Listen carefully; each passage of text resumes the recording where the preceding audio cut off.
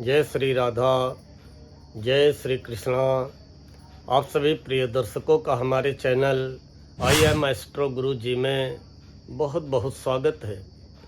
प्रिय दर्शकों, आज चर्चा करेंगे वृष राशि टॉरस। वृष राशि वालों, आइए जानते हैं कि जुलाई महीने के प्रारंभ के 15 दिन 1 जुलाई से लेकर के 15 जुलाई तक कैसा आपका समय रहने वाला है। 1 जुलाई से 15 जुलाई तक कैसी ग्रह स्थितियां आपकी राशि वृषभ के लिए रहने वाली हैं और कौन सा ग्रह आपके फेवर में रहेगा और कौन सा ग्रह ऐसा होगा जिसको लेकर के आपको सावधान व सतर्क रहते हुए उस ग्रह के उपाय करते रहना है। इसके अलावा 1 जुलाई से 15 जुलाई तक कौन सी ऐसी तारीखें होंगी जो कि आपको सफलता दिलाने का कार्य करेंगी और कौन सी ऐसी तारीखें होंगी जिनमें आपको सावधान व सतर्क रहना है, जल्दबाजी से बचना है, क्रोध से बचना है और कोई भी निर्णय जल्दबाजी में नहीं लेना है। आइए जानते हैं पहले ग्रह स्थितियों के बारे में। वृष राशि वालों, ग्रहों के राजा सूर्य जो कि आपकी चंद्र कुंडली में चौथे घर के स्वामी हैं, भूमि भवन वाहन सुखों के स्वामी हैं, जमीन जायदाद के स्वामी हैं, सूर्य मिथुन राशि में रहेंगे। 1 जुलाई से 15 जुलाई के दौरान मिथुन राशि में रहते हुए सूर्य आपकी राशि से दूसरे घर में रहेंगे। दूसरा घर होता है धन का, वाणी का, कुटुंब का, परिवार का।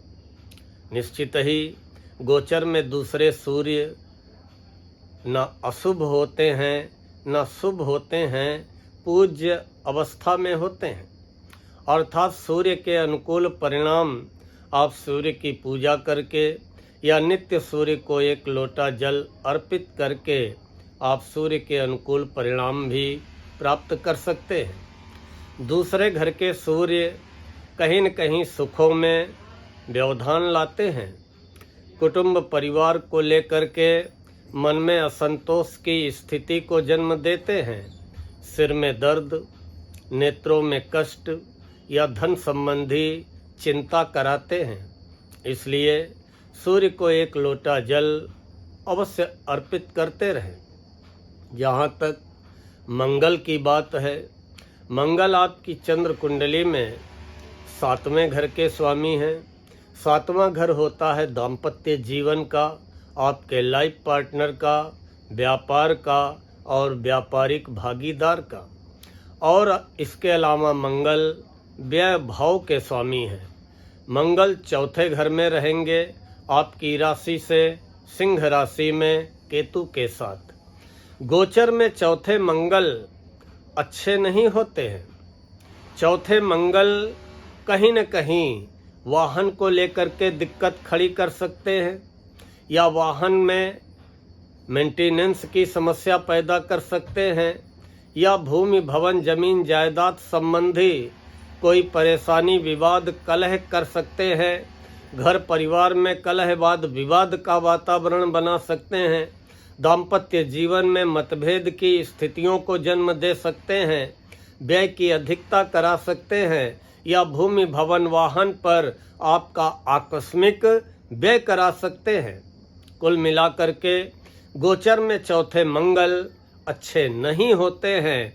इसलिए हर मंगल हनुमान मंदिर जाते रहें, प्रसाद चढ़ाते रहें और प्रतिदिन हनुमान चालीसा या सुंदरकांड या हनुमानाष्टक का पाठ करते रहें। मंगलवार को चिड़ियों को मीठा दाना चुगाते रहें। अब हम बात करेंगे बुध की। बुध आपकी राशि से तीसरे घर में रहेंगे। चंद्रमा की राशि कर्क में रहेंगे। तीसरे बुध भी गोचर में अच्छे नहीं होते हैं। बुध उच्च शिक्षा के स्वामी हैं, संतान के स्वामी हैं और जमा धन के स्वामी हैं। धन के स्वामी का तीसरे घर में होना कहा ना कि आर्थिक स्थिति को लेकर के, जमा धन की स्थिति को लेकर के मन को असंतुष्ट करेंगे, मन को बेचैन करेंगे, कहीं न कहीं मन में भय पैदा करेंगे। तीसरे घर में बैठे हुए बुध आपकी बुद्धि को भी भ्रमित कर सकते हैं।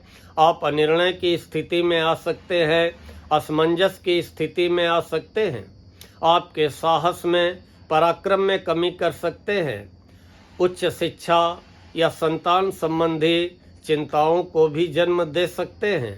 बुध की स्थिति 30 अगस्त तक ऐसे ही रहने वाली है। हाँ, बीच में आपको 18 जुलाई से 11 अगस्त तक जब बुध वक्री रहेंगे कुछ राहत तो मिलेगी, लेकिन फिर भी 30 अगस्त तक बुध के अनुकूल परिणाम प्राप्त करने के लिए बुधवार को किसी कन्या का पूजन करके कन्या का आशीर्वाद लेते रहें, या हर बुधवार को गणेश जी पे दूर्वा चढ़ाते रहें, गणेश चालीसा का पाठ करते रहें, या बुधवार को हो सके तो साबुत मूंग, खड़ी मूंग एक दिन पहले भिगो दें और गाय को खिलाते रहें। निश्चित ही आपके साहस में वृद्धि होगी, आपके द्वारा लिए गए निर्णय सटीक साबित होंगे। अब हम बात करेंगे गुरु की। गुरु अनुकूल स्थिति में है और गुरु आपकी चंद्र कुंडली में अष्टम भाव के स्वामी हैं, एकादश भाव के स्वामी हैं। एकादश भाव 11वां घर आय व लाभ का होता है और गुरु आपकी राशि से दूसरे हैं, मिथुन राशि में हैं। गोचर में दूसरे गुरु बहुत अच्छे परिणाम प्रदान करते हैं। निश्चित ही गुरु की कृपा से कहीं न कहीं से आपका आय व लाभ अवश्य होता रहेगा, कहीं न कहीं से अर्निंग का रास्ता अवश्य बनेगा। इसके अलावा आकस्मिक रूप से भी आपको गुरु धन का लाभ कराएंगे। आपकी वाणी में गंभीरता आएगी, लेकिन धन स्थान पे बैठे हुए गुरु कुटुंब परिवार में कलह के वातावरण को समाप्त करने में सहायक बनेंगे और गुरु की कृपा से निश्चित ही आपको धन का लाभ अवश्य होगा। हाँ, गुरु अस्त हैं। 6 जुलाई को जैसे ही गुरु उदित हो जाएंगे, आय व लाभ को लेकर के गुरु के अनुकूल परिणाम आपको लगातार 18 अक्टूबर तक बराबर मिलते रहेंगे। अब हम बात करते हैं शुक्र की। शुक्र आपके राशि से हैं, आपके राशि के स्वामी हैं, आपके चंद्र लग्नेश हैं और छठे घर के स्वामी हैं। और शुक्र आपकी राशि में ही विराजमान हैं और आपकी राशि में ही शुक्र अभी रहने वाले हैं, खासकर 1 जुलाई से 15 जुलाई के दौरान। वैसे शुक्र आपके लिए 26 जुलाई तक ऐसे ही रहेंगे। शुक्र के बहुत अनुकूल परिणाम मिलेंगे। अच्छा भोजन, अच्छे वस्त्र, महिलाओं को अच्छे आभूषण की प्राप्ति होगी। गीत संगीत, कला, अभिनय, किसी न किसी क्षेत्र में शुक्र आपकी रुचि पैदा करेंगे और आपको सुख साधन दिलाएंगे, मन प्रसन्न रखेंगे, सुखी दाम्पत्य जीवन प्रदान करने में भी सहायक रहेंगे। अविवाहितों के विवाह के योग बनाने में भी शुक्र सहायक रहेंगे। तो शुक्र तो आपकी राशि के लिए अनुकूल स्थिति में चल रहे हैं। शनि आपकी राशि से 11वें हैं। 11वें शनि बहुत अच्छे परिणाम प्रदान करते हैं, लेकिन अभी शनि जब 11 जुलाई को वक्री हो जाएंगे और 28 नवंबर तक शनि वक्री रहेंगे, इस शनि के वक्री काल के दौरान आप आय व लाभ में कमी महसूस कर सकते हैं। आपकी चंद्र कुंडली में शनि भाग्य भाव के स्वामी हैं, आपके कैरियर के स्वामी हैं। भाग्य को लेकर के, कैरियर को लेकर के 11 जुलाई से लेके 28 नवंबर तक शनि के परिणामों में आप कमी महसूस कर सकते हैं। बाकी शनि बहुत अच्छी स्थिति में है, आपको भाग्य का भी साथ मिलेगा और करियर में भी सफलता मिलेगी।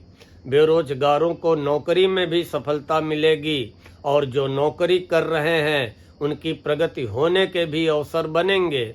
व्यापार में भी लाभ होता हुआ दिखाई पड़ेगा, लेकिन इस सब के लिए प्रयत्न करना पड़ेगा, परिश्रम करना पड़ेगा, क्योंकि शनि बिना परिश्रम कराए कुछ भी नहीं देते हैं। अब हम बात करेंगे राहु की। राहु आपकी राशि से 10वें घर में है, मित्र राशि में है। एकाएक आकस्मिक रूप से आपके कार्य क्षेत्र को ऊंचाइयों पे पहुंचाने का कार्य करेंगे, लेकिन राहु हो या केतु ये फ्लो में कोई रिजल्ट नहीं देते हैं। छाया ग्रह हैं, मायावी ग्रह हैं, अच्छे बुरे जो भी परिणाम देते हैं आकस्मिक रूप से देते हैं। आने वाले 1.5 वर्षों में राहु आकस्मिक रूप से आपको नौकरी में या आपके व्यापार में ऊंचाइयों में पहुंचाने का कार्य करेंगे। और केतु आपकी राशि से चौथे हैं। चौथे केतु माँ का स्वास्थ्य खराब करेंगे या माँ से अनबन कराएंगे या वाहन को लेकर के कोई कष्ट पैदा करेंगे या मन को अशांत व बेचैन करेंगे। व्यर्थ की बातें मन को चिंतित करेंगी। इससे बचने के लिए नित्य कुत्तों को अवश्य खिलाते रहें। बहुत से हमारे वृष राशि वाले ये भी सोच रहे होंगे कि शनि तो 11वें 29 मार्च की रात में हो चुके हैं और हमको अभी तक शनि के तो बहुत अच्छे परिणाम नहीं मिले, ना भाग्य को लेके, ना नौकरी को लेके, ना व्यापार को लेके। उसका एक कारण है कि शनि मंगल की दृष्टि में चल रहे हैं और मंगल शनि में शत्रुता है। शनि के ऊपर मंगल की दृष्टि चल रही है। 28 जुलाई तक अष्टम दृष्टि रहेगी, फिर 13 सितंबर तक सप्तम दृष्टि रहेगी और उधर 11 जुलाई को शनि वक्री हो रहे हैं तो 28 नवंबर तक वक्री रहेंगे। तो शनि के आपको अनुकूल परिणाम मिलेंगे, इसमें कोई दो राय नहीं है। भाग्य को लेके, नौकरी व्यापार व्यवसाय को लेकर के कुछ राहत आपको 28 जुलाई से मिलेगी जब शनि मंगल की अष्टम दृष्टि से मुक्त होंगे। फिर कुछ राहत आपको 13 सितंबर से मिलेगी जब पूर्णतया शनि मंगल की दृष्टि से मुक्त हो जाएंगे। लेकिन 100% आपको परिणाम तभी मिलेंगे जब शनि मार्गी हो जाएंगे 28 नवंबर को। तब तक आपको धैर्य रखना पड़ेगा और अपने ईमानदारी से, सावधानी से अपनी नौकरी और व्यापार व्यवसाय को करते रहना है। जहाँ तक 1 जुलाई से 15 जुलाई की बात है तो 1 जुलाई को दोपहर में 3:26 तक चंद्रमा सिंह राशि में रहेंगे। आपकी राशि से चौथे चंद्र होंगे। 1 जुलाई को 3:26 तक दिन में सावधान रहे, सतर्क रहे। मन चिंतित हो सकता है, मन बेचैन हो सकता है, मानसिक रूप से अकेलापन महसूस कर सकते हैं या कोई न कोई आर्थिक नुकसान हो सकता है या वाद विवाद, तर्क वितर्क, कलह का वातावरण जन्म ले सकता है। इसलिए 1 जुलाई को दोपहर में 3:26 तक सावधान रहें, सतर्क रहें, बड़े धैर्य से अपना समय निकालें। हो सके तो भोले बाबा पे 1 लोटा जल चढ़ा देना, शिवलिंग पे ओम नमः शिवाय का जप करते रहना। लेकिन 1 जुलाई को दोपहर में 3:26 से लेकर के 3 जुलाई तक 5वें चंद्र कन्या राशि में रहते हुए 5वें चंद्र आपको बड़े अच्छे परिणाम प्रदान करेंगे। मन प्रसन्न रहेगा, मन का डर समाप्त हो जाएगा। जो विद्यार्थी होंगे वृष राशि के उन्हें सफलता मिलेगी, प्रतियोगी परीक्षाओं में सफलता मिलेगी और संतान संबंधी शुभ समाचारों की प्राप्ति होगी।